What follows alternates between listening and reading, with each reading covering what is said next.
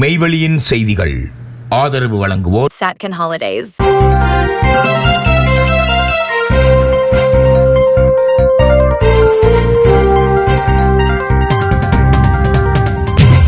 வணக்கம். மெய்வெளியின் செய்திகள் வாசித்தளிப்பவர் சிவசம்பு பரிமேலழகர். முதலில் இலங்கை செய்திகள்.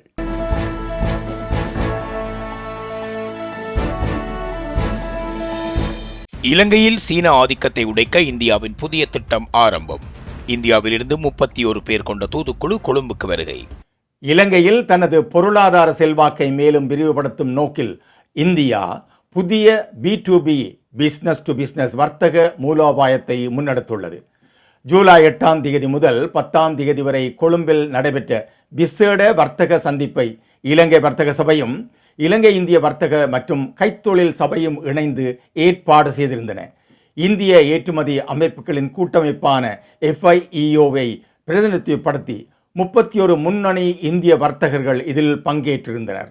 இந்த சந்திப்பின் மூலம் மருந்தாக்கல், பொறியியல் தயாரிப்புகள், ஆடை உற்பத்தி, விவசாய தொழில்நுட்பம், உணவு பதப்படுத்தல் மற்றும் புதுப்பிக்கத்தக்க எரிசக்தி உள்ளிட்ட துறைகளில் கூட்டு முதலீடுகள் மற்றும் தொழில்நுட்ப கூட்டாண்மைகள் உருவாக்குவது முக்கிய நோக்கமாக காணப்படுகின்றது. இலங்கையின் துறைமுகங்கள், நெடுஞ்சாலைகள் மற்றும் எரிசக்தி துறைகளில் சீன நிறுவனங்கள் நீண்ட காலமாக வலுவான ஆதிக்கம் செலுத்தி வரும் நிலையில் இந்தியா பெருமளவிலான கடன் திட்டங்களை விட நேரடி முதலீடுகள், தொழில்நுட்ப ஒத்துழைப்புகள் மற்றும் வர்த்தக வலையமைப்புகள் ஊடாக தனது நிலையை வலுப்படுத்த முயற்சித்து வருகின்றது. குறிப்பாக சர்வதேச சந்தையை நேரடியாக அடைய சவால்களை எதிர்கொள்ளும் இலங்கையின் சிறு மற்றும் நடுத்தர தொழில் முனைவோரை இந்திய வர்த்தக வலையமைப்புடன் இணைப்பதற்கும் இந்த முயற்சி வழிவகுக்கும் என எதிர்பார்க்கப்படுகின்றது. இதேவேளை இலங்கை தற்போது ஒரே ஒரு வெளிநாட்டு முதலீட்டாளரையே சார்ந்திராமல் இந்தியா மற்றும் சீனா உள்ளிட்ட பிராந்திய வல்லரசுகளுக்கு இடையே முதலீட்டு போட்டியை உருவாக்கும் பொருளாதார அணுகுமுறையை பின்பற்றி வருகின்றது. இந்த B2B பேச்சுவார்த்தைகளின் தொடர்ச்சியாக மருந்தாக்கல் மற்றும் புதுப்பிக்கத்தக்க எரிசக்தி துறைகளில் இந்தியா மற்றும் இலங்கை நிறுவனங்களுக்கு இடையில் 5 புதிய புரிந்துணர்வு ஒப்பந்தங்கள் விரைவில் கையெழுத்தாகும் என எதிர்பார்க்கப்படுகின்றது. MP அர்ஜுனா எழுப்பும் கேள்விகளுக்கு அரசு அதிகாரிகள் உரிய முறையில் பதிலளிக்க வேண்டும். நாடாளுமன்ற உறுப்பினர் ரஜீவன் கருத்து. நாடாளுமன்ற உறுப்பினர் ராமநாதன் அர்ஜுனா மக்கள் பிரதிநிதி என்பதால் மக்கள் சார்பில் கேள்விகளை எழுப்புவதற்கு அவருக்கு உரிமை இருப்பதாக நாடாளுமன்ற உறுப்பினர் ரஜீவன் ஜெயச்சந்திரமூர்த்தி தெரிவித்துள்ளார். கிளிநொச்சி மாவட்ட அபிவிருத்தி ஒருங்கிணைப்பு குழு கூட்டத்தில் ஏற்பட்ட சர்ச்சை தொடர்பாக ஊடகங்களுக்கு கருத்து தெரிவித்த அவர், நாடாளுமன்ற உறுப்பினர் ராமநாதன் அர்ஜுனா மக்கள் பிரதிநிதி என்பதால் மக்கள் சார்பில் கேள்விகளை எழுப்புவதற்கு அவருக்கு உரிமை இருப்பதாக கூறியுள்ளார். அவ்வாறான கேள்விகளை கேட்பதற்கு அனுமதி வழங்கப்பட வேண்டும் என்றும் அதை தடுப்பது ஜனநாயகத்துக்கு முரணானது என்றும் தெரிவித்துள்ளார். மேலும் கூட்டத்தில் இருந்து அர்ஜுனாவை வெளியேறுமாறு கூறுவதற்கு அமைச்சருக்கோ அல்லது வேறு எவருக்குமோ அதிகாரம் இல்லை என்றும் அவர் வலியுறுத்தியுள்ளார். அதே நேரம் அர்ஜுனா எழுப்பும் கேள்விகளுக்கு அரச அதிகாரிகள் உரிய முறையில் பதிலளிக்க வேண்டும் என்றும் அதிகாரிகள் விசாரணை நடத்தப்படும் அல்லது விசாரணை குழு நியமிக்கப்படும் என உறுதி அளித்தால் அதனை மக்கள் பிரதிநிதி ஏற்றுக்கொள்ள வேண்டும் என்றும் குறிப்பிட்டுள்ளார். கூட்டத்துக்கு தலைமை தாங்கும் தலைவர் கூட்டத்தை ஒழுங்காக கட்டுப்படுத்தும் வகையில் செயல்பட வேண்டும் என்றும், இல்லையெனில் தலைமைத்துவம் பாதிக்கப்படும் என்றும் அவர் சுட்டிக்காட்டியுள்ளார். நேற்றைய கூட்டத்திற்குள் கமக்கார அமைப்பினர் என கூறிக்கொண்டு சிலர் நுழைந்ததாகவும் அவர்கள் நாடாளுமன்ற உறுப்பினர் ஸ்ரீதரனின் ஆதரவாளர்கள் எனவும் அவர் குற்றம் சாட்டியுள்ளார். கடந்த காலங்களிலும் ஸ்ரீதரன் கூட்டத்தை விட்டு வெளியேறும் போது அவரது ஆதரவாளர்களும் வெளியேறிய சம்பவங்கள் இடம்பெற்றுள்ளதாகவும் இது தவறான நடைமுறை என்றும் அவர் தெரிவித்துள்ளார். வடக்கு மாகாணத்தின் முக்கிய அதிகாரிகள் மற்றும் பிரதிநிதிகள் தங்களது நேரத்தையும் வளங்களையும் ஒதுக்கி கூட்டத்தில் பங்கேற்றிருந்த நிலையில் கூட்டம் இடைநிறுத்தப்பட்டமை பொருத்தமற்றது என்றும் அவர் சுட்டிக்காட்டியுள்ளார். ஸ்ரீதரனோ அல்லது அர்ஜுனாவோ வெளியேறி இருந்தாலும் கூட்டம் முழுமையாக நடத்தப்பட்டிருக்க வேண்டும் என்றும், இல்லையெனில் எதிர்காலத்தில் கூட்டங்களை குழப்பும் நடைமுறைக்கு அது வழிவகுக்கும் என்றும் எச்சரித்துள்ளார். அரசு அதிகாரிகள் மீது குற்றச்சாட்டுகள் முன்வைக்கப்பட்டால் அவை குற்ற புலனாய்வு திணைக்களம், போலீசார் அல்லது சம்பந்தப்பட்ட நிறுவனங்கள் மூலம் விசாரிக்கப்பட வேண்டும் என்றும், விசாரணை நிறைவடையும் முன்னர் பொது இடங்களில் யாரையும் குற்றவாளி என குற்றம் சாட்டுவது தவறானது என்றும் அவர் வலியுறுத்தியுள்ளார். நாட்டின் தலைமை பொறுப்பை ஏற்க ஜென் சி தலைமுறைக்கு ரணில் அழைப்பு. தலைமைத்துவத்தை ஏற்பதற்கு ஜென்சி தலைமுறை முன்வர வேண்டும். அதற்குரிய ஆலோசனைகள் வழிகாட்டல்களை வழங்குவதற்கு நாம் தயார் என்று முன்னாள் ஜனாதிபதி ரணில் விக்ரமசிங்க தெரிவித்துள்ளார். இளைஞர்களுடன் நடைபெற்ற சந்திப்பின் போதே அவர் இவ்வாறு கூறியுள்ளார். நாம் எமது காலப்பகுதியில் செய்யக்கூடிய அனைத்தையும் செய்துவிட்டோம். ஜேஆர் காலத்தில் நமக்கு சுதந்திரம் வழங்கப்பட்டது. எமது சிந்தனைகளுக்கு இடமளிக்கப்பட்டது. முன்னோக்கி சென்றோம். எமது காலத்தில் எமது சிந்தனை பற்றி பெற்றோருக்கு புரிதல் இருக்கவில்லை. இன்று காலம் மாறிவிட்டது. இளைய தலைமுறையின் சிந்தனை பற்றி இளைய தலைமுறைக்குத்தான் தெரியும். எனவே தலைமையேற்க நீங்களே முன்வர வேண்டும். அதற்கான ஆலோசனைகள் வழிகாட்டல்களைத்தான் எம்மால் வழங்க முடியும். ஏனெனில் எமது காலம் முடிந்துவிட்டது என்று தெரிவித்துள்ளார் முன்னாள் ஜனாதிபதி ரணில் விக்ரமசிங்க. தமிழ் முஸ்லிம் புதிய கூட்டணி குறித்து நுவன் பெல்லந்துடாவ கடும் விமர்சனம். தமிழ் மற்றும் முஸ்லிம் அரசியல் கட்சிகள் இணைந்து அமைக்க முயலும் புதிய அரசியல் கூட்டணி நாட்டின் வரலாறு, தேசிய அடையாளம் மற்றும் சிங்கள பௌத்த மக்களுக்கு எதிராக முன்னெடுக்கப்படும் திட்டமிட்ட நடவடிக்கையின் ஒரு பகுதியாக இருப்பதாக தேச பிரேமி ஜாதிக பிரமண அமைப்பின் சட்டத்தரணி நுவன் பெல்லந்துடாவ குற்றம் சாட்டியுள்ளார். அந்த அமைப்பின் காரியாலயத்தில் நடைபெற்ற ஊடக சந்திப்பில் கருத்து தெரிவித்த அவர், நாட்டின் வரலாறும் இறையாண்மையும் சவாலுக்கு உள்ளாகி இருப்பதாகவும் இதனை எதிர்கொள்ள நாட்டு பெற்றாளர்களும் பௌத்த பிக்குகளும் ஒன்றிணைய வேண்டியது அவசியம் என்றும் தெரிவித்துள்ளார். மேலும் ராசமாணிக்கம் சாணக்கியன், எம்.ஏ. சுமந்திரன், ரவூப் ஹக்கீம் மற்றும் மனோ கணேசன் உள்ளிட்டோர் உருவாக்க முயலும் புதிய கூட்டணியை அவர் கடுமையாக விமர்சித்துள்ளார். அந்த கூட்டணி தேசிய ஒற்றுமையை நோக்கியதல்ல என்றும் இன அடிப்படையிலான அரசியல் நோக்கத்தை கொண்டதாகவே தாம் கருதுவதாகவும் அவர் கூறியுள்ளார். அத்துடன் கடந்த காலத்தில் முன்வைக்கப்பட்ட தமிழ் பேசும் மக்கள் என்ற அரசியல் கருத்தியல் மற்றும் அதனைத் தொடர்ந்து உருவான பிரிவினைவாத கோட்பாடுகளுடன் இந்த முயற்சியை அவர் தொடர்புபடுத்தி பேசியுள்ளார். 1974 ஆண்டு வட்டுக்கோட்டை மகாநாட்டில் அமிர்தலிங்கம் என்பவரால் கொண்டுவரப்பட்ட தமிழ் பேசும் மக்கள் என்ற கருத்தியலே பின்னர் புலட், EPRLF உள்ளிட்ட அனைத்து தமிழ் அமைப்புகளினதும் தமிழீழம் என்ற போலி தாயக கோட்பாட்டிற்கு அடிப்படையாக அமைந்தது என தெரிவித்த அவர், இதன் ஊடாக முஸ்லிம்களின் தனித்துவ அடையாளங்களை மறக்கடித்து சிங்கள பௌத்த மக்களுக்கு எதிராக வடக்கு மற்றும் கிழக்கில் ஒரு தனி தாயகத்தை நிறுவ முயல்கின்றனர் என அவர் விமர்சித்துள்ளார். 2009 ஆண்டு இராணுவம் தோற்கடித்த பிரிவினைவாத சிந்தனையின் மறுவடிவமே இது எனவும் அவர் குற்றம் சாட்டியுள்ளார். மேலும் நாட்டின் ஒற்றுமை, இறையாண்மை மற்றும் சிங்கள பௌத்த நாகரிகத்தை பாதுகாக்க அனைத்து தேசியவாத சக்திகளும் ஒன்றிணைய வேண்டிய தேவை இருப்பதாக நுவன் பெல்லந்துடாவ வலியுறுத்தியுள்ளார். முன்பள்ளி கல்வியில் அதிரடி மாற்றம். பிரதமர் கலாநிதி ஹரணி அமரசூரிய தலைமையில் திட்டம். இலங்கையின் முன்பள்ளி கல்வித்துறையை சர்வதேச தரத்திற்கு உயர்த்துவதற்கும் சிறுவர்களின் பாதுகாப்பை உறுதிப்படுத்துவதற்குமான விசேட விழிப்புணர்வு நிகழ்ச்சி ஒன்று அண்மையில் நாடாளுமன்றத்தில் நடத்தப்பட்டுள்ளது. இந்த திட்டத்தின் கீழ் தற்போதைய பிரதமர் கலாநிதி ஹரணி அமரசூரிய தலைமையில் புதிய முன்பள்ளி ஆசிரியர் கையேடு மற்றும் மாதிரி செயல்பாட்டு நூல் ஆகியன வரும் ஆகஸ்ட் மாதம் வெளியிடப்படவுள்ளன. நாடு முழுவதும் உள்ள 35,000க்கும் மேற்பட்ட முன்பள்ளி ஆசிரியர்களை ஒரே பாடத்திட்டத்தின் கீழ் கொண்டு வருவதற்காக வரும் நவம்பர் மாதம், டிசம்பர் மாதங்களில் 10 நாட்கள் கொண்ட விசேட பயிற்சிகளை வழங்க அரசாங்கம் திட்டமிட்டுள்ளது. இந்த புதிய கல்வி மறுசீரமைப்புகள் அனைத்தும் 2027 ஆண்டு முதல் அதிகாரப்பூர்வமாக நடைமுறைக்கு வரவுள்ளதுடன் இதற்கான தேசிய கொள்கை அடுத்த ஆண்டுக்குள் சட்டமாக இயற்றப்பட உள்ளது. முன்பள்ளி சிறுவர்களுக்கு எதிரான உடல் மற்றும் உளவியல் ரீதியான வன்முறைகளை தடுக்கும் நோக்கில் நாட்டின் தண்டனை சட்டக்கோவை திருத்தப்பட உள்ளது.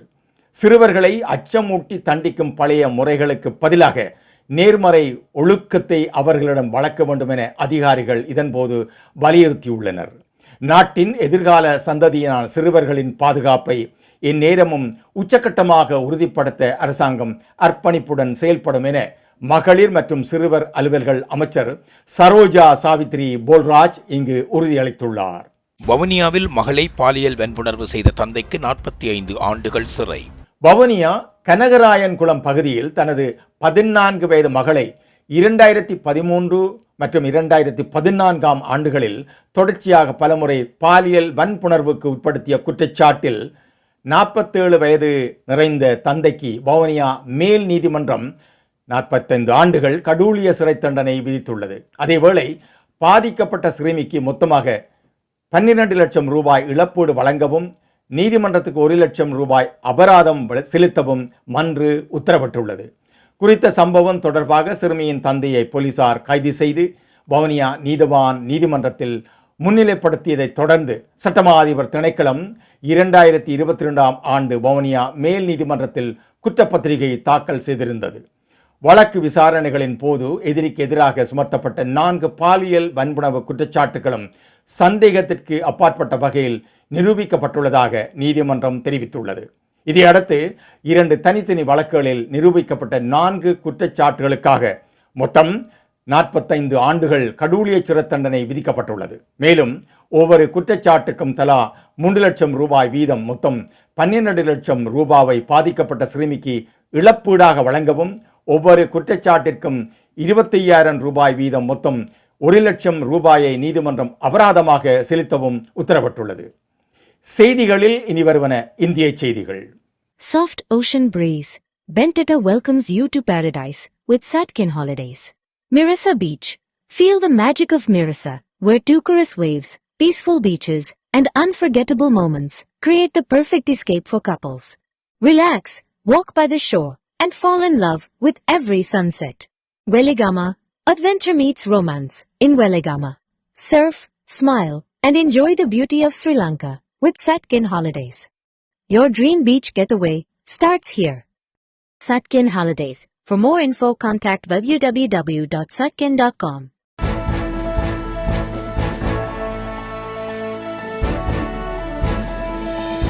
மனிதநேயம் நாட்டுப்பற்று கொண்ட புதிய சமுதாயத்தை உருவாக்குவோம். தியாகிகள் நாளில் முதல்வர் விஜய் அழைப்பு.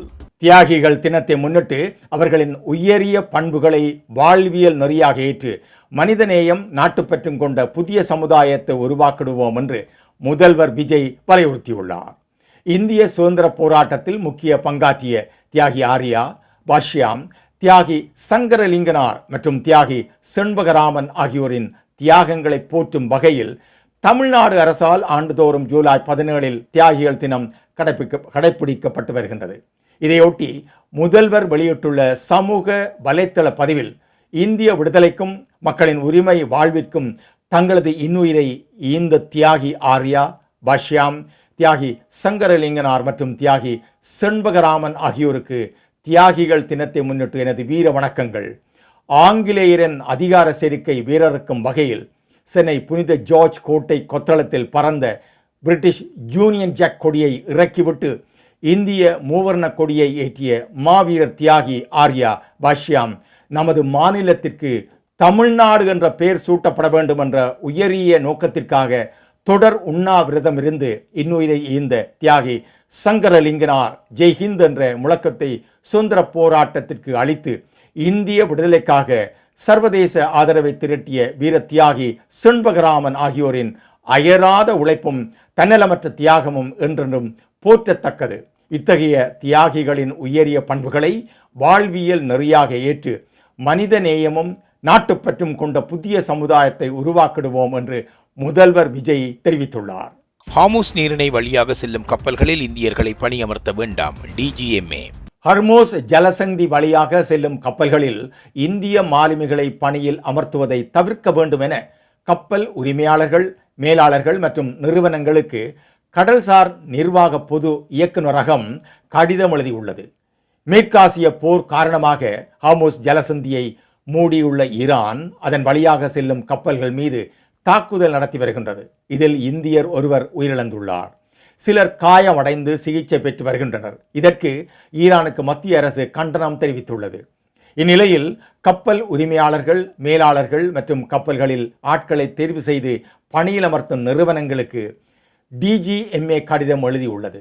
மறு உத்தரவு வரும் வரை ஹார்மூஸ் ஜலசந்தி வழியாக செல்லும் கப்பல்களில் இந்திய மாலுமிகளை பணியில் அமர்த்துவதை தவிர்க்க வேண்டும். பாரசீக வளைகுடா, ஹர்மூஸ் ஜலசந்தி மற்றும் அதனை ஒட்டிய கடல் பகுதிகளில் இயங்கும் கப்பல்களில் உயர்மட்ட பாதுகாப்பை மேற்கொள்ள வேண்டும். அதிகாரிகள் வெளியிடும் பயண எச்சரிக்கைகளை, பாதுகாப்பு ஆலோசனைகளை கண்காணித்து சர்வதேச கப்பல் மற்றும் துறைமுக பாதுகாப்பு நெறிமுறைக்கு இணங்க அனைத்து பாதுகாப்பு நடவடிக்கைகளையும் செயல்படுத்த வேண்டும் என்றும் அந்த கடிதத்தில் கூறப்பட்டுள்ளது.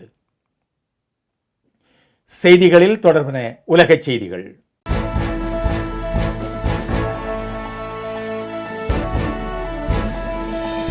ஹார்முஸ் நீரிணை சிவப்பு கோடு அமெரிக்க எச்சரிக்கைக்கு ஈரான் கடும் பதில். மத்திய கிழக்கில் பதற்றம் மீண்டும் தீவிரமடைந்துள்ள நிலையில் ஹார்முஸ் நீரிணையை தனது தேசிய பாதுகாப்பின் சிவப்பு கோடு என ஈரான் அறிவித்துள்ளது. அமெரிக்கா மற்றும் அதன் கூட்டணி நாடுகள் வளைகுடா பகுதியில் இராணுவ நடவடிக்கைகளை அதிகரித்து வரும் சூழலில் ஹார்முஸ் நீரிணையில் எவ்வித அச்சுறுத்தலையும் சகித்துக் கொள்ள முடியாது என ஈரான் எச்சரித்துள்ளது. உலகளாவிய கச்சா எண்ணெய் ஏற்றுமதியில் சுமார் 1/5 ஹார்முஸ் நீரிணை வழியாகவே நடைபெறுவதால் இந்த கடல்வழி பாதை சர்வதேச வர்த்தகத்திற்கும் எரிசக்தி பாதுகாப்பிற்கும் மிக முக்கியமானதாக கருதப்படுகின்றது. இதற்கிடையில் அமெரிக்கா வளைகுடா பகுதியில் தனது கடற்படை மற்றும் வான்வழி கண்காணிப்பு நடவடிக்கைகளை மேலும் வலுப்படுத்தியுள்ளதாக சர்வதேச ஊடகங்கள் தெரிவிக்கின்றன. ஈரானின் ஏவுகணை மற்றும் ட்ரோன் திறன்களை கண்காணிப்பதற்கான நடவடிக்கைகளும் தீவிரப்படுத்தப்பட்டுள்ளதாக தகவல்கள் வெளியாகியுள்ளன. ஈரான் தரப்பில் நாட்டின் இறையாண்மையையோ அல்லது ஹார்முஸ் நீரிணையில் அதன் பாதுகாப்பு நலன்களையோ பாதிக்கும் எந்த நடவடிக்கைக்கும் உடனடி மற்றும் கடுமையான பதிலடி வழங்கப்படும் என்று புரட்சிகர காவல்படை அதிகாரிகள் எச்சரித்துள்ளனர். இந்த நிலையில் மத்திய கிழக்கில் மேலும் பதற்றம் அதிகரிக்கும் அபாயம் இருப்பதாகவும் அதன் தாக்கம் உலகளாவிய எரிபொருள் சந்தைகள் மற்றும் கடல் வர்த்தகத்தில் பிரதிபலிக்கக்கூடும் என்றும் அரசியல் ஆய்வாளர்கள் சுட்டிக்காட்டுகின்றனர். அர்ஜென்டினா மீது பிரித்தானியாவின் அதிரடி, ஃபிஃபாவில் முறையீடு பதிவு. இங்கிலாந்துக்கு எதிரான உலகக்கோப்பை அரையிறுதி வெற்றிக்கு பின்னர் அர்ஜென்டினா வீரர்கள் அரசியல் பதாதை ஒன்றை காட்சிப்படுத்தியது குறித்து சர்வதேச காற்பந்து சம்மேளனம் FIFA விசாரணையை தொடங்கியுள்ளது. மைதானத்தின் நடத்தை விதிகளுக்கு முரணான இந்த நடவடிக்கை அரசியல் இறையாண்மை தொடர்பாக பிரித்தானியாவில் பெரும் கொந்தளிப்பை ஏற்படுத்தியுள்ளது. கடந்த புதன்கிழமை நடைபெற்ற விறுவிறுப்பான போட்டியில் அர்ஜென்டினா அணி வியத்தகு முறையில் மீண்டெழுந்து வெற்றி பெற்றது. இந்த வெற்றியை மைதானத்தில் கொண்டாடிய போது அர்ஜென்டினா அணியின் தற்காப்பு ஆட்டக்காரர் லிசாண்ட்ரோ மடினெல்ஸ் மற்றும் மாற்று ஆட்டக்காரரான ஜியோவானி லோ செல்லோ ஆகியோர் மல்வினாஸ் தீவுகள் அர்ஜென்டினாவிற்கு சொந்தமானவை, அதாவது போக்லண்ட் தீவுகள் அர்ஜென்டினாவுக்கு சொந்தமானவை என்று எழுதப்பட்ட பதாதையை ஏந்தியவாறு ரசிகர்களை நோக்கி அசைத்து மகிழ்ச்சியை வெளிப்படுத்தியிருந்தனர். இந்த நடவடிக்கை பிரித்தானியாவில் கடும் விவாதத்தை ஏற்படுத்திய நிலையில் அந்நாட்டு உயர்மட்ட அரசு அதிகாரிகள் இதுகுறித்து விசாரணை நடத்துமாறு FIFAவிடம் கோரிக்கை விடுத்துள்ளனர். இதனைத் தொடர்ந்து FIFA இது ஒரு நிலையான நடைமுறை விசாரணை என உறுதிப்படுத்தியுள்ளது.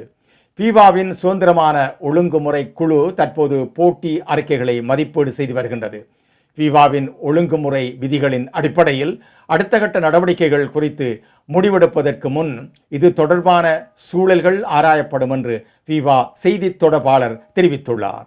19ஆம் நூற்றாண்டில் பிரித்தானியா போக்லண்டை கைப்பற்றியது. ஆனால் அர்ஜென்டினா அந்த தீவுகள் தனது பகுதியின் ஒரு பகுதி என்று உரிமை கோரி வருகின்றது என்பது குறிப்பிடத்தக்கது.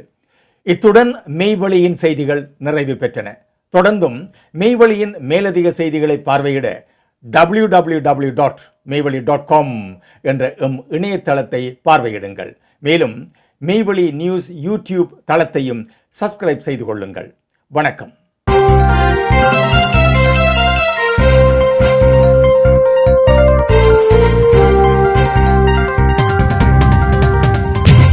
Soft ocean breeze. Bentata welcomes you to paradise with Satkin Holidays. Mirasa Beach. Feel the magic of Mirasa, where turquoise waves, peaceful beaches, and unforgettable moments create the perfect escape for couples. Relax, walk by the shore, and fall in love with every sunset. Weligama. Adventure meets romance in Weligama. Surf, smile, and enjoy the beauty of Sri Lanka with Satkin Holidays. Your dream beach getaway starts here. Satkin Holidays. For more info, contact www.satkin.com.